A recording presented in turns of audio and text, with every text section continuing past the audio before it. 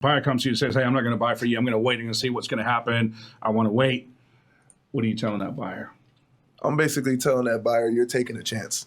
You know, In what sense? And in what way is that a warning? What does that mean? The house could be worth it's not a warning. $600,000. It's just saying if you're in a position to buy now, with the way the current market has moved, why not take advantage of that? Like he said, you don't know what's guaranteed tomorrow, like William said. So the interest rates can all of a sudden spike. Those change daily. So what you're paying for your interest mortgage on a $500,000 home right now is not going to be the same in 3 months if interest rates spike. Good point. You know, you're going to be paying more. So that's what I tell them. You got to look at the numbers. If you're in a position to buy now, buy now. Take advantage of it. I think what you're saying is, if I may paraphrase, if the numbers work for you now, exactly, don't hold back. Don't wait. What are you doing? Right? What are you waiting paying for? rent right now? Yeah. Right. It's Shoshana, you got to think about the cost of waiting. Yeah. You know, in the next year, you're going to spend over $25,000-$30,000 in rent. And then home prices have gone up over $30,000 rates might more. go up, like you rates said. might go up, prices. so you're going to end up, spending well over $80,000 more because you waited 1 year. Hey, what's up, guys? Charles Bamadiva here again, MilitaryHomeBuyerToday.com. I'm here with 4 wonderful guests who are in the trenches here in the market in Temecula, Murrieta, Menifee, Wildomar, and what other places around here. Let's begin with Shoshana Hope, the Shoshana Hope team. Hi. We have her back again. We've got Heron Suarez from Allison James. Welcome. Thank you. You're knocking it out of the park. And then we got Justin Collins and his team lead, William King, Marine Corps veteran. Both of these gentlemen are from Atlas Realty right here in Murrieta. So the topic today, a very hot topic, right? Yep. I think, is are we in a housing bubble? I'm gonna start with you. What in the heck does that even mean? What is a housing bubble? What is it? Honestly, as we discussed, I don't know. The word bubble. Oh, the video's over now. Well, like Shoshana had mentioned, the word bubble was something that just started trending from the last market crash. But from what people have known it to be was home prices are rising so much that eventually what goes up must come down, according to the law of physics. If it goes up, it has to come down eventually, right? Like, are these higher rising prices, are they sustainable, So to answer your question, are we in a housing bubble? No. We're not in a bubble. What do you think? Well, first of all, what is a bubble? What is a housing bubble in your books? What is that? So for me, a housing bubble is a catchphrase to get people's attention, right? I think that's what it is. And like you said, what comes up supposedly must come down. But that's not necessarily true. I think that there's a lot of scare tactics in the media, and using the word bubble gets people to be afraid and cause attention. So to me, that's what defines the bubble. Okay, let me rephrase the question this way, right, Heron? Okay, is the pace at which things are moving right now, where buyers are having a really hard time getting offers accepted, prices are sky high, higher than appraised value typically, is that sustainable? It is, as long as the inventory is low. So I think that's key, right? Supply and demand. If there aren't enough houses out there for the buyers that are currently looking, then yes, the prices would continue to appreciate. And you factor in inflation also, right? So with the dollar losing its value, people are looking for a safe asset, and usually homes tend to be a safe asset that appreciates with time, along with what's going on around us. Just let me ask you, what are your buyers telling you when they're out looking at these houses and you're pretty much telling them to offer X amount, and in many cases that amount is higher than what it's going to appraise for? What are these buyers telling you? Buyers are often, I want to say just confused because, like you said, people are saying we're in a housing bubble. So buyers are often like, oh, I want to wait till the market crashes. I want to do this. But as your realtor, you advise them that the market is sustainable at the moment, like you guys said.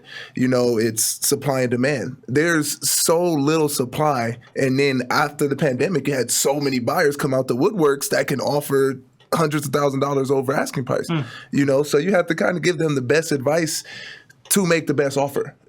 Basically, this is what's going to get the deal done. I want to add to that. We're talking about supply and demand, right? I had an interesting statistic here that I wrote down from my own memory. I'm not sure where this came from, but I want you to comment on this, right? Historically, builders back in the 60s built about 48,000 homes per 1 million population. 70s, 80s, 90s, about the same, 40,000.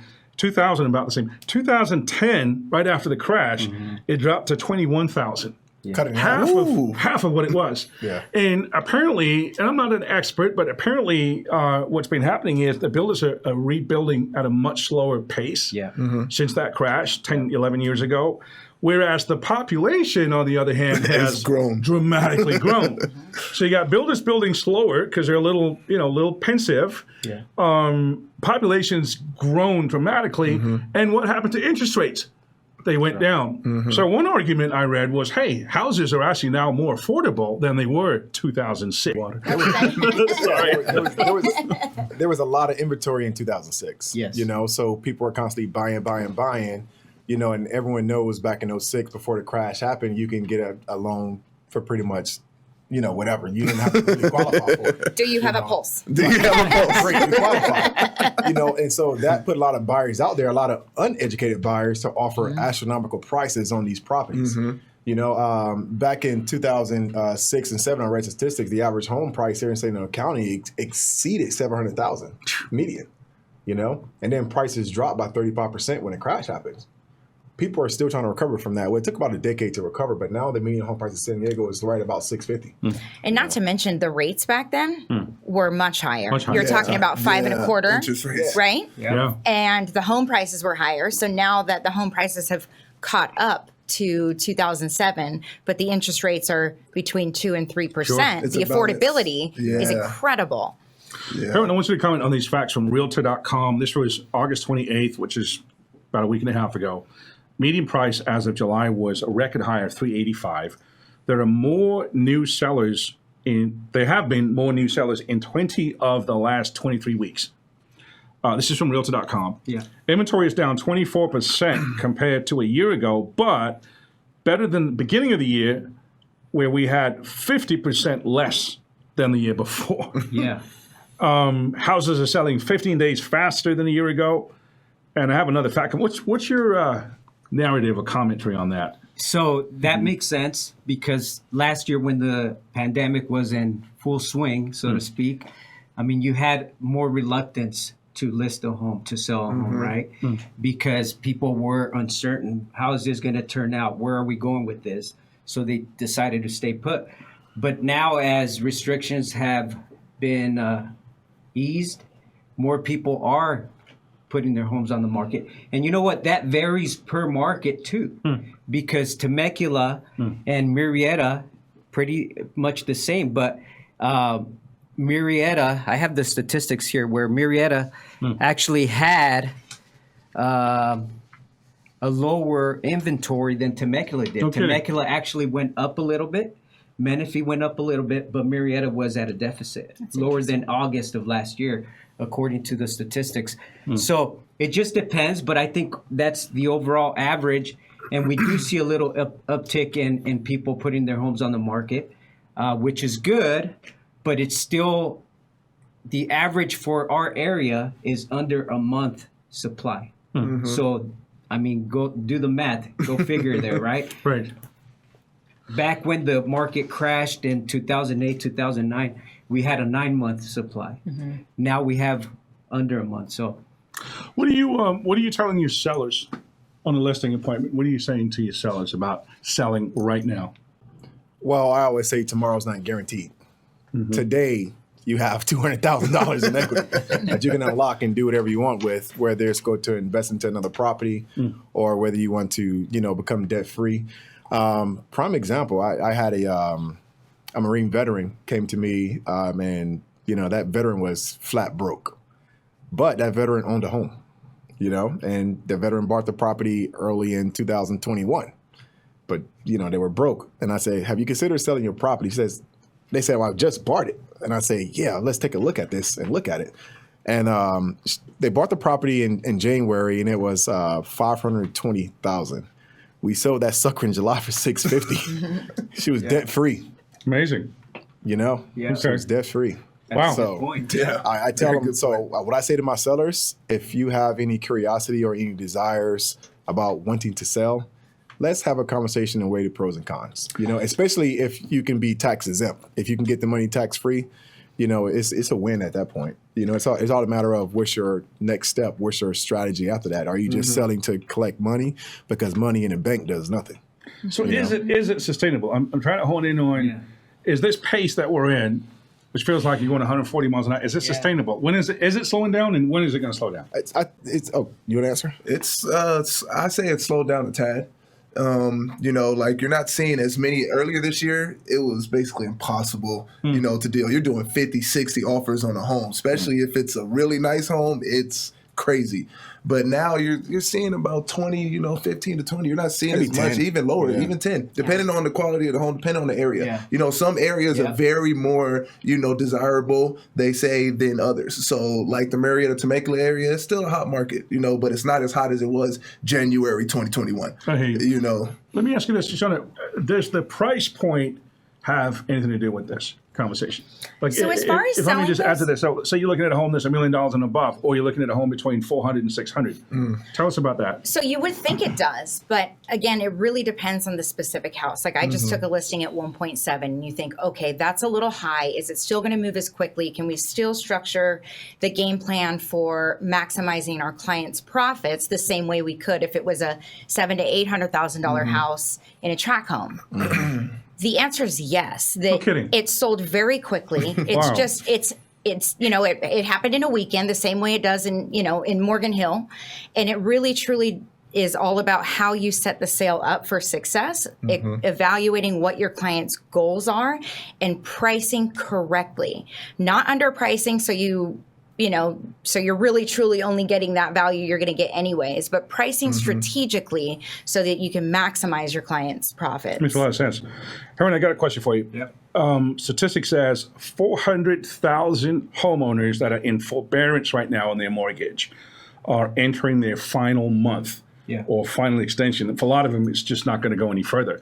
How do you think that could impact this, what we're talking about right here? So I think in our current market, I actually have some. I'm sorry, that's 400,000 nationwide, not here in California. Yeah. But everybody's got a forbearance. Where's those numbers? So I actually have some stats on that. Okay. Where according to this information, 87% of those homeowners that are in forbearance have at least 10% equity in their home, right? So they're not equity poor, in other words. So if things come to where they can't keep up with the payments, they could sell it. They could sell the home and still make a profit, right? And not being credit trouble. Not being credit trouble. And the 13% that are left, that would be, here, I'll give you a number right here. According to this, that would be approximately 241,800 homes, right? So of those that they would obviously make their way into the market, being that we have such a low inventory right now, they would get absorbed.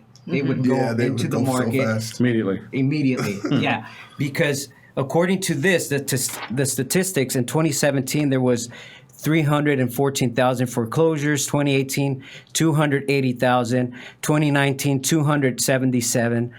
And now with forbearance, we're looking at a number of 241. So it's actually slightly lower than 2019. So what you guys are really saying is there's a little bit of reprieve coming for buyers, but not a whole lot. Things are not super not a whole lot. bright. Is that fair to say? I would say what we're seeing, and just to be completely transparent, what we're seeing is stabilization. Yes, exactly. And that to me is not a bubble. That to me is calming and it's exciting, because anytime something shoots way up, even if it's beneficial for everybody, it still makes you feel like something's got to give. But now we're seeing the stabilization, and it's actually comforting for buyers, right? Because they can come back from not having to overbid by 70,000, right? And the house is still selling for top dollar, so it's great for sellers. Stabilization is healthy, and I think that's a positive thing versus a housing bubble that is scaring everybody. Are houses really selling for top dollar still? Yes. Are the sellers still getting what they want? They are. And according to Forbes, just off Shoshana comment, according to Forbes, price growth will continue. It will slow, but it won't stop. And yeah, we were going up. I mean, when you priced your house at $589, right, in the middle of the pandemic, when your kids are home from school, you're realizing your house is too small, you're freaking out, thinking this is going to last forever, price it at $589, and it sells for $650. Then the next seller goes to $650 the next week. you have to set the stage where you can't expect that to go up $70,000 from there also. So it's just being realistic and transparent with your sellers to really make sure that you're pricing correctly to still net the most profit. So if the definition of a bubble, which I still don't fully understand what the hell that means, but it's kind of a So unique, trendy. you know, it's like a unique segment of time that is not going to be repeated again. You're saying that we're really not in a bubble, that there are legitimate reasons for what is going on, and those criteria are going to continue for a little while. Is that what we're saying? Yes, that is what we're saying. Wow. And then what people really want to know is the market going to crash? Right. That's a real question. Yeah. It can't That's sustain what the itself. bubble is. Yeah, that's a bubble. That's the real question. And Is the market reasons gonna are crash? because there's lack of inventory, population is growing, incomes have gone up too, Yes. Correct. and there's not much more land, right? And where are you going to go, right? You can't create land. And then maybe you could talk about this, Charles, where the lending practices of today are they different than they were back in 2000? They are. That's what I was going to say. Because that's a big factor That's right a there, big right? factor. And you know, for the Huron, bubble. reading a lot of statistics last night when preparing to do this video, that is the number one reason a lot of economists, had collectively that the market won't crash is because of higher lending practices. Yeah. That's the number one reason. It's hard enough with an 800 FICO score and an excellent job Yes. W-2. They still want your firstborn. They still want to know what you purchased last week. They want to, just really interrogate you on all of your processes. And back in the day, that didn't matter. So, Sean, I actually had a buyer in escrow, had a 792 credit score, mid FICO, was coming to the table with well over $50,000 on a VA loan, offered to bridge the gap and everything. Great DTI, great residual, everything made sense. And he went and purchased furniture, out of pocket, paid cash for over $4,000. And the underwriter had a fit. Oh my God. The underwriter wanted to take the advantage of that delayed the deal by You have the receipt. that delayed the deal by a whole week. Look, at the end of the day, the underwriter told him to return it. See? Let me ask you this, just kind of wrap things up, right? So kind of like a gun to the head question. So if I'm a buyer, I bought a house today, say I bought a house for $500,000. A year from now, 30 seconds, what is that house worth? And what's the interest rate if I want to refinance? Just be a prophet for a minute. No, it's impossible to say. You got to put a number out there. For me, We're not going to hold you to I it. won't, because it's impossible to say. One, because we're on video. I agree. And number two, It's a guess. Number two, I think that the stabilization of the market is actually a healthy sign. So it will continue to go up with the low inventory, right? Unless something crazy happens, which nobody anticipated coronavirus, right? No one was like, oh, the whole world's going to shut down next week. So it would not be fair for me to put a number on that. But I will say right now is an excellent time to buy if it fits your needs and situation. Excellent. Who wants to stick the neck out and say what's the value of that? Tell us the value. Hey, this is an educated guess. This is not. Put a big disclaimer on the screen, Jaime. So here's what's that house worth in 12 Here's months? an educated guess, but I got to give you some more factors behind it. Okay. If you bought a house for $500,000 in Marietta, okay, I'm talking Marietta and the center of Marietta, right around where they're building a new Costco, where there's a lot of businesses going to that area because the neighborhood is developing as well.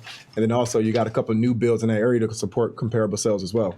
I would say in 1 year, if you bought at $500,000 today, based on the average appreciation of Marietta at about 8.5% per year, you probably can say that house will be worth about $520 next year, most likely. But Which doesn't seem like a big once again, appreciation because we're on video, this is my opinion. We're just talking. This is my opinion. We're just talking. I think I could sell it for higher. 550. Look, Give me I 5. will say you'll be in a good position to have some equity, be able to maybe pull out a loan for upgrades on your property to increase the value that way. Agreed. Maybe not sell in a year. I don't recommend anyone buy real estate and sell it in 1 year. I don't recommend that. Unless it makes the sense. equity makes sense. Unless it makes 2020 sense. to 2021, right over 100,000. Yeah. Unless it makes sense. Real estate is not a get rich quick scheme at all. Justin, buyer comes to you. We're going to wrap this up here right now, but buyer comes to you and says, hey, I'm not going to buy for you. I'm going to wait and see what's going to happen. I want to wait. What are you telling that buyer? I'm basically telling that buyer you're taking a chance. In what sense? Good one. You're taking And in what way is that a warning? What does that mean? The house it's could be not- worth it's not a warning. $600,000? It's just saying if you're in a position to buy now, with the way the current market has moved, why not take advantage of that? Like he said, you don't know what's guaranteed tomorrow, like William said. So the interest rates can all of a sudden spike. Those change daily. So what you're paying for your interest mortgage on a $500,000 home right now is not going to be the same in 3 months if interest rates spike. Good point. You're going to be paying more. So that's what I tell them. You got to look at the numbers. If you're in a position to buy now. Take advantage. I think what you're saying is, if I may paraphrase, if the numbers work for you now, exactly, don't hold back. Don't wait. What are you doing? Right? What are you waiting paying for? rent Yes. right now? Yeah. Right, it's Shoshana. You got to think about the cost of waiting. Yeah. In the next year, you're going to spend over $25,000-$30,000 in rent. And then home prices have gone up over $20,000-$30,000. And rates might go up, like you said. Rates might go up, prices. so you're going to end up spending well over $80,000 more because you waited 1 year. Exactly. And that's just based off today's numbers. And that happens. Yeah, and like, look happens at the all the people that time. waited the year before. Yeah, they said last year? I literally had a client. What did they say last year? What did they say last year? I'm going to wait for it to crash next year. I had a client do that. I'm going to wait next year to it I had crash. a client I'm come laughing. over. 3 years from now, I'm going to crash. Some of the military clients that friggin' hated me for putting them through hell and back, getting their really tough VA loan approved, right? I need this, I need that, I need your blood sample. And they're like, why are you asking for all this stuff? Now they're like, oh, Thank you so I made much. $100,000. Yeah, sure. You know? Yeah, we had a forward thinking. So look, I had a guy, I know we're wrapping up, but I had a guy on Facebook. He was a military veteran. He was in the Marine Corps, and he was so against buying real estate. He kept saying, this crash is coming, this crash is coming. This was in 2017. And he said, I'll bet anybody $500 a mark is going to crash by 2020. Okay? So many people got on his feed, and said, I'll take that bet, including me. I'll take that bet. I'll take that bet. And 2020 came back around. Someone brought that post back up and tagged him in it. And guess what he did? He said, I gave up. I bought a house. Smart. Good information, guys. Thank you all for your input. Guys, if you're watching this, you got 4 very professional, very efficient real estate agents that can help you buy or sell. Their phone numbers and their email or website or whatnot is on the screen. I'm just going to have you say your name and 30 seconds. Why should they use you for their next real estate transaction? Wow. Go. Okay. You next. Wow. Shoshana Hogue. Elevator pitch. Shoshana Hogue, I will take care of all of your needs, whether you're buying or selling. We'll sell it for top dollar. If you're a buyer, we're going to get you the best deal. Really understanding your personalized situation so that we can create the customized game plan is what we specialize in. Awesome. Aaron Suarez. Aaron Suarez, moving you forward, skill, performance, integrity. I formulate my marketing plan around your needs. No pressure, no manipulation. You tell me what you need, and the plan is to go work for you. Awesome. Are you bilingual by chance? Yes, I am. Bilingual I speak too. Spanish. I'm learning my Spanish, so that way I know when my wife's talking about me behind my back. Mr. King, William King, Marine Corps veteran. Yes, sir. William King, Ali's Rita Group. My entire job in life and my goal in life is to help you achieve your maximum potential. My passion is to educate first and allow you to make a decision based on intrinsic information and also whatever it is that you want to, bring to the table. Justin Collins. Justin Collins. To piggyback off of William said, education is key. I love teaching my buyers and sellers the education of the market. We're gonna sell for top dollar. We're gonna get you the best deal when we're buying, and we're gonna make sure things are done right. Thank you guys for your input. Appreciate you. Hey, if you're watching this, I'm Charles Famidira. I love working with the military for home loans, but I'll do your FHA loan too. I'll do your conventional loan.